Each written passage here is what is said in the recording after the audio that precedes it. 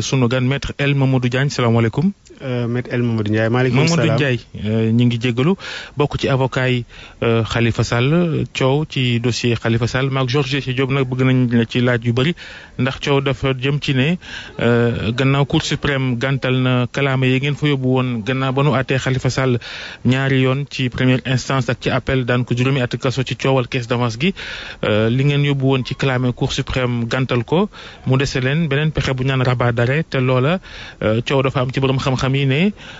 buñ ko defee day aj lépp loo xam ne tribunal dogaloon na ko bu ko defee Khalifa Sall sax mën a bokk ci élection présidentielle yi loola fu mu toll ak yéen ba xam sax rabat d'arrêt bi njëkk déposé ngeen ko ba noppi. waaw rabat d'arrêt bi li ma ciy préciser rek mooy mënaguñ ko déposé fi mu toll nii parce que tout simplement arrêt bi nga xamante ni Cour suprême rendre na ko le 3 jotaguñ ci. jotagu leen notification bi mi ngi noonu ñi naan nag du aj yëf yi du aj dogalu àtte bi luy seen tontu. waaw foofu liñ fay préciser rek mooy ñu ngi dégg ñu ne rabat d'arrêt mënul suspendre arrêt bi mais li ñu ci jaaxal mooy ñi koy wax yépp gisuñu benn argument de texte boo xamante ni invoqué nañ ko à l'appui de leurs arguments il se limite tout simplement di wax que ne Khalifa Ababacar Sall Cour suprême àdduna ci dossier am par conséquent arrêt bi définitif na mais doo dégg benn yoon ñu ne la ci biir texte lañ ko teg loolu nag ñun nekkuñu ñoo xamante ne dañuy polémiquer ba tax na amuñu tontoom ci polémique boobu li nga xamante ni am nañ ko mooy des arguments de droit yoo xamante ni moom mooy wane ne Khalifa Ababacar Sall mën na bokk ci élection yi parce que arrêt bi amagul yan argument la. waaw bi ci jiitu mooy dañu leen di yóbbu ci loi organique bi nga xamante ni moom moo tënk Cour suprême lépp lu Cour suprême di doxal foofu lañ koy teg dafa am article bu ñuy wax article 51 ak article 52 article 52 dafa ne Cour suprême bu àddoo décision yi nga xamante ni moom koy joxe kenn mënuñ ci def recours budul recours en rectification d'erreur matérielle pour omission de statuer mais également requête rabat d'arrêt nga dem ci article 52 alinéa 2 mu ne la recours en rabat d'arrêt li ko lal niñ koy doxalee mu ngi aju ci article 32 ba article 42 mais ñu gis que ne diggante article 32 ak 42 am na article bu ñuy wax article 36 article 36 boobu li mu wax dafa leer nañ mooy que ne recours bi ak délai recours bi dafay suspendre décision bi nga xamante ni Cour suprême daf ko rendre à partir de ce moment ñu jàpp ne amatul discussion bu loolu weesoo tamit ñuy renvoyer ñooñu di wax loolu ci publication yi nga xamante ni Cour suprême moo ko def parce que en 2014 gis nañ ne Cour suprême publié na benn bulletin des arrêts mooy lépp loo xamante ni mu ngi dox ci biir Cour suprême ak décision yi nga xamante ni daf koy rendre bulletin boobu moo koy fësal ci biir bulletin boobu président chambre criminel bi nga xamante ni moom moo àtte Khalifa Ababacar Sall bii paa ñëwul parce que yaram bi moo sutanti ba ki toftal ci moom moo àtte Khalifa Sall président boobu di président Abdourahmane Diouf dafa bind ne rabat d'arrêt nii lay doxee ci Sénégal mais mu préciser que ni ci Sénégal ak Cour suprême ni muy doxee ak niñ koy doxalee rabat d'arrêt dafa am caractère suspensif yemuñu foofu ci sunuy argument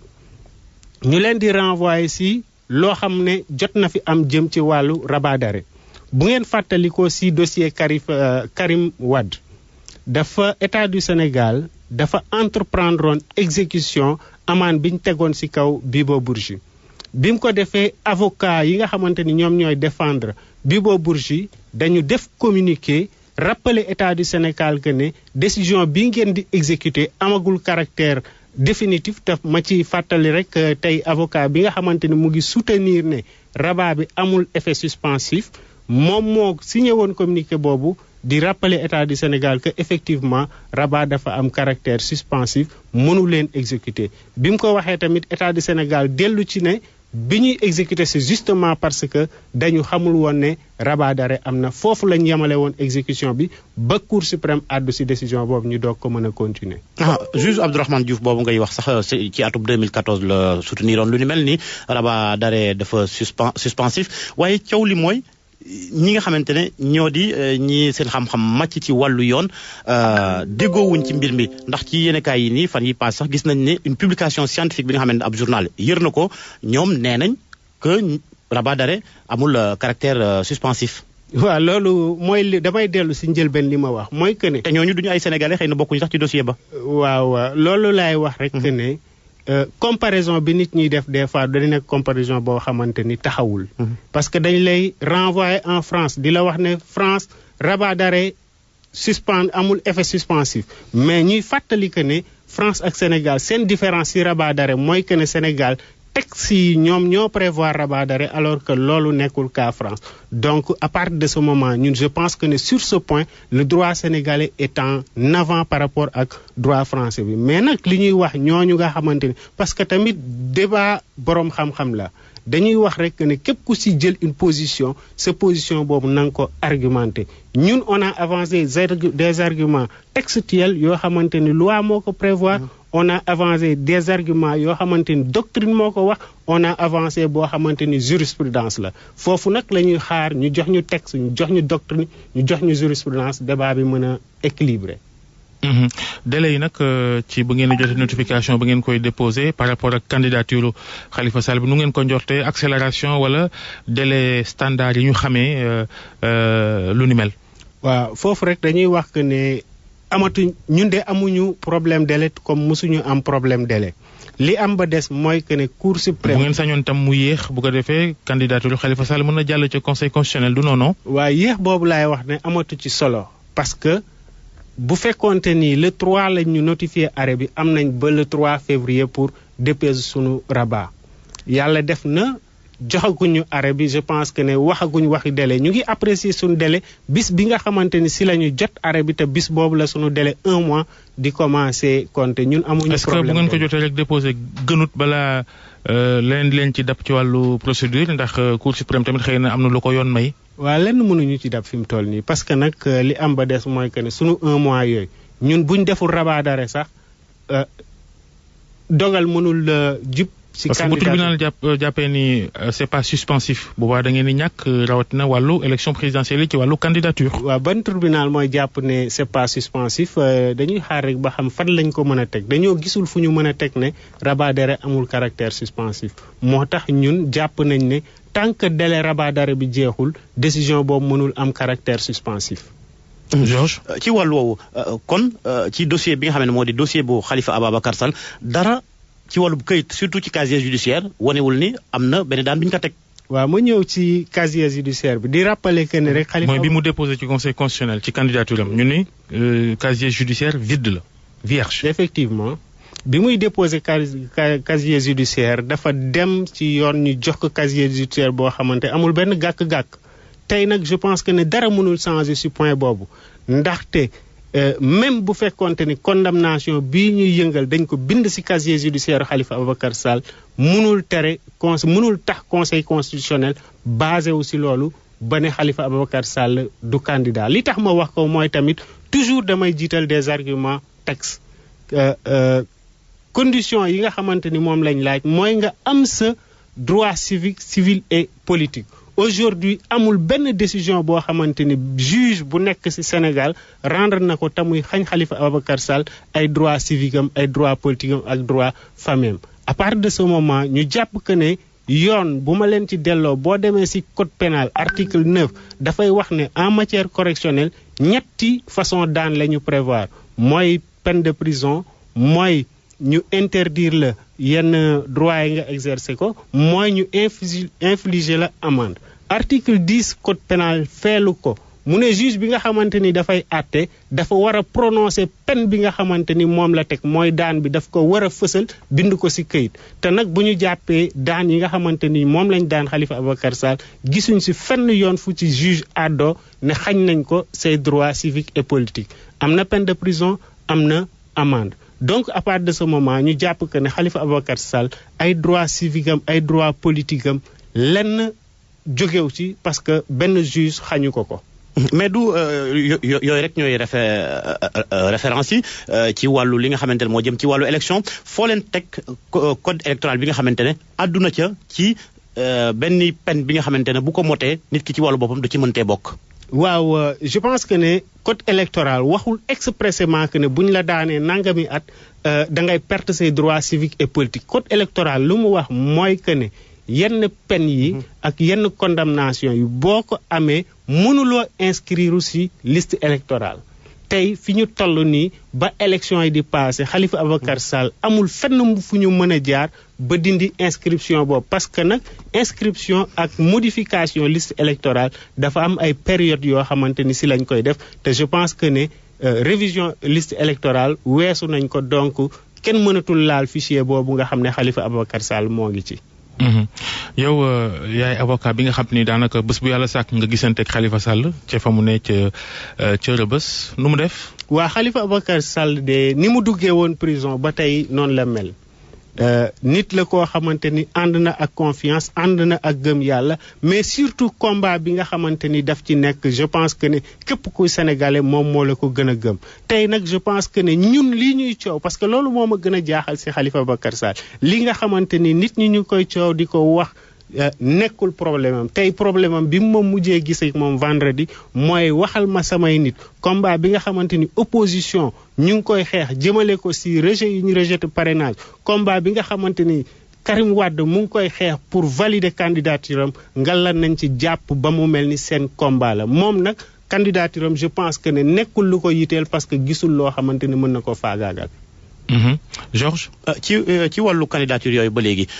dégg nañ ñi nga xamante ne ñoo di avocat yu état bi ñoom déjà cité nañ ñaari tur mu di Karim Wade ak ki nga xamante ne moo di Khalifa Ababacar Sall li leen yoon may ndax bu fekkee ne conseil constitutionnel dem na ba siiwal ñi ñu jàpp ne war nañoo mën a bokk ci élection présidentielle bi ñoom daañu def seeni recours te ñu ngi koy waaj est-ce que yéen itam yéen a ngi waaj loolu. waaw avocat état du Sénégal nga ma wax may fàttali. pas avocat état du Sénégal avocat candidat Macky Sall. waaw effectivement avocat Sénégal sax ñu état du Sénégal laa dégg ñu àddu si may rappeler ne état du Sénégal mënul nekk candidat à la présidence. avocat candidat Macky Sall la par conséquent bu fekkente ne avocat beneen candidat la boo xamante ni déposé na kooku bu waxee mën nañ ko toog. mais ñooñu la ndax ñooñu dañoo jàpp seen bopp ne ki leen commettre moo di le candidat Macky Sall. te ci kaddu yooyu aussi ci mantu boobu la ñu waxee. waaw je pense que ne bu ñu ci eggee. ñoom ni ñu jàppee ne yoon may na leen ñu contester candidature Khalifa Ababacar Sall ak keneen nañu jàpp ne keneen ak keneen am na possibilité contester seen candidature. li am solo rek mooy que ne il ne s'agit pas nga annoncer ne damay contester mais encore faudrait-il nga am ay raisons yu valables yoo xamante ni boo ko soulever du fekk ni da ngay ridicule et je pense que ne yenn yi dem di ko soutenir devant une juridiction sax daf lay doyadal et je pense que ne tey Sénégal am na avocat yu mag loo xamante ni politicien bu leen ko bëggee def loo duñ ko nangu. sànq maa ngi wax ni chaque jour nga gisee ak Khalifa Sall yaa ngi ni mi ngi rafetlu li opposition bi di def ndax yéen ci avocat yéen a ngi def lu ngeen mën xeex bi est-ce que jàpp nga ni ak itam moom jàpp na ni xeex bi ci wàllu politique ni mu war a demee ni na ko. waaw je pense que ne Khalifa Ababacar Sall moom déjà combattant la et du jóg tamit di ñaax ñi nga xamante ni ñoom ñooy àndandoo politique am moom moo mën a apprécier ndax li ñuy def doy na ko wala doy ko mais à chaque fois je pense que ne mu ngi rafetlu acte yi nga xamante ni partisan bi ñu ngi koy posé jëmale ko ci combat bi nga xamante ni opposition mu ngi koy mëne et je pense que ne lim leen di ñaax rek mooy luñ ci mën a yokk ñu yokk ko ci. te yéen jàpp ngeen ni tamit lu mënti am sax il faut que mu génn ci kaso bi même bu doon liberté provisoire sax mu génn ko dox ay soxlaam ba lii yëpp yegg. waaw je pense que ne. loolu fu ngeen ko wéer. bi ñuy départ ci combat bi moo doon Khalifa Ababacar Sall teel a génn. mais tey fi ñu toll buur teg na ko loxo jaay na ko doole et je pense que ne tey Khalifa Ababacar Sall dañuy wax que ne jàmbaar la parce que mooy benn citoyen xam ne ñetti pouvoir yi nga xamante ni moom moo constitué état du Sénégal yépp lañ dóor ci kaw muy exécutif du législatif du judiciaire mais terewul muy résister ba tey moo tax ñu jàpp que ne dafa war a génn ndaxte liñ koy toppee ñi koy toppee xam nañ ne teguwul ci yoon xam nañ ne combat politique la et je pense que ne combat politique balaa muy neex mooy arme ci wàllu yoon ci fii ñu toll nu mu mën a génnee nu mu mën a génnee je pense que ne li ci kanam rawul gët en tout état de cause ñun li nga xamante ni moom lañ jàpp mooy que ne am nañ ay recours sax yoo xamante ni des na yoo xamante ni Cour suprême statué wu ci donc di rappeler foofu rek que ne ñun 13 pourvois la ñu defoon ci 13 pourvois yi Cour suprême tànn na ci juróom benn bàyyi juróom ñaar bàyyi juróom benn may fàttali nit ñi rek juróom benn pourvoi yooyu nga xamante ni dañ ko kii moom moo jiitu sax yi nga xamante ni moom lañ jugé et je pense que ne loolu daf ñuy permettre ñu wax tout simplement que ne procédure bi jeexagul et tant que procédure bi jeexagul jàpp nañ yaakaar ne dinañ tase ak juge boo xamante ni dina wax droit te bis bu juge bi waxee droit si dossier Khalifa Ababacar Sall dem ñibbi këram. juge yooyu sànq joxoñ nga baaraamu tuuma pouvoir exécutif pouvoir législatif ak pouvoir judiciaire ndax da ngeen jàpp tey gii nii yàgg ngeen koy wax sax ba léegi yoon ñi nga xamante ne ñoom ñooy dogal yoon doxaluñ li nga xamante ne moom moo waroon am. waaw loolu dañoo jeng du ñu ndong ñoo ko wax parce que boo demee ba ci am réew magistrat nekk ci pleine audience ñu SMS ko ne ko yow fi nga toog wàccee nañ la boo demee ba ci am réew en pleine audience magistrat quitté audience parce que na muy doxee rafetluwu ko boo demee ba ci am réew magistrat démissionné parce que dafa jàpp que ne magistrature boobu dafa démissionné nga nekk ci am réew président UMS ak magistrat yi di ñaawlu di wax ne magistrature bi amul indépendance je pense que dëkk boobu ñun amuñ commentaire buñ ciy def par rapport ak déroulement bi nga xamante ni moom mooy procédure Khalifa li ñu jàpp mooy que ne sunu justice am na problème li ñu jàpp que mooy que ne problème mu justice mu ngi jóge ci mainmise bi nga xamante ni exécutif daf ko teg si justice bi mais également soumission bi nga xamante ni une partie de la magistrature dañ ko def. mais su ma la déggee ngay wax kon li ngeen introduire ay recours ak li ngeen di xaar yëpp xëy na da ngeen koo def rek waaye gëmu leen na dana sotti. waaw damay wax rek que ne ñun ay avocat lañ ay technicien droit lañ li am ba des mooy que ne à chaque fois que ñu am dëgg suñu côté à chaque fois que ñu am possibilité def recours sunu devoir mooy ñu def recours boobu te di yaakaar ne justice du ñàkk dina am nit ñu intègre dina am nit ñoo xam ne mat nañ li ñu leen doyee un jour ñu rendre justice parce que li ñu gëm ci sunu métier mooy que ne lu ne mën nañ koo def ci dossier mais tôt ou tard dëgg mooy mujj moo tax nag du ñu abdiquer jamais du ñu abandonner jamais combat bi dinañ ko mëne ba fa nga xamante ni fa lay mujjee. est-ce que Khalifa Sall fi mu toog ma nga sol mbubbu candidat di waaj ak na si pexe ci nu muy doxalee campagne am ci élection présidentielle ak fu mu ko mënti fekk ci biir mbaa ci biti. loolu moom dama koy dëggal parce que Khalifa Ababacar Sall ni mu defoon ci législative jàpp na ne moom lay au pire des cas moom lay def ci élection yi mooy mu nekk ci biir ak mu nekk ci biti dina mettre en place dispositif boo xamante ni dina dem à l'assaut des suffrages et que du bàyyi dara mu sedd mooy que ne fu mu ko mënti fekk dina jël ay dispositions ba li nga xamante ni moom mooy élection yi mu mën ci am ndam. ci naka moom la doon laaj ji. waaw mais xam nga. élection présidentielle jàpp nañ que ne candidat bi déjà dafa war a def campagne et je pense que ne loolu xañoon nañ ko Khalifa Ababacar Sall ci élection yi passé mais bii yoon dañoo jàpp que ne élection présidentielle benn nit la buy jàkkaarloog peuple sénégalais nañu respecter ay droits am d'abord en tant que candidat ñu nangu candidature am mais également en tant que candidat buy dem campagne dañ ko war a bàyyi mu dem saafoog waa Sénégal yi wax leen li nga xamante ni moom la naat si néew et je pense que ne côté boobu tamit ñoo ngi koy préparer. di leen saisir mais ci yan texte ngeen war a fas yéene tënku ci loola. waaw xam nga tamit day def candidat Khalifa Ababacar Sall tey aujourd'hui il jouit de la présomption d'innocence mooy amul benn décision définitive boo xamante ni daf ko tëj mu nekk candidat et je pense que ne li Macky Sall am droit comme candidat beneen candidat am ko droit Khalifa Ababacar Sall yooyu droit la am tey boo ko téewee nga ne du def campagne électorale mooy que ne violé nga ay droit wu benn ñàkk nga tollole en tant que. mais kooku bu amee jafe-jafe ak yoon. mais bu amee jafe-jafe ak yoon. yoon dafa war a appliqué wu aussi. yoon appliqué wu yoon appliqué dans les deux sens. dans les deux sens mooy que ne candidat circonstances yi nga xamante ni fa lañ nekk muy élection présidentielle un candidat à la présidentielle sénégalais la mënul génn jéemul génn Sénégal dañ ko war a bàyyi mu dem campagne bu campagne bi jeexee bu fekkente ni dañ jàpp ni dañ ko war a téewaat ñu téewaat ko mais li dul yoon mooy tëj nit. parce que bugguloo jàkkaarloog moom campagne électorale jot nga tee ko fa nga xamante ni moom mooy prison loolu jàpp nañ que ni ñun dinañ def recours yi nga xamante ni moom la ñu war a def ba ñi war a addu pour Khalifa Ababacar Sall ñu respecter ay droits am tey bi ci gën a kii mooy que ne Khalifa Ababacar Sall voté wul élection yi passé alors que dara interdire ko mu voté donc je pense que ne droit yooyu noonu muy droit yi nga xamante ni droit yu sacré la yoo xamante ni dañ ko reconnaître un citoyen daf ko war a am dañ ko war a jox. Maître El Mamadou Ndiaye ñu ngi lay gërëm kenn ci avocat wu Karim Wade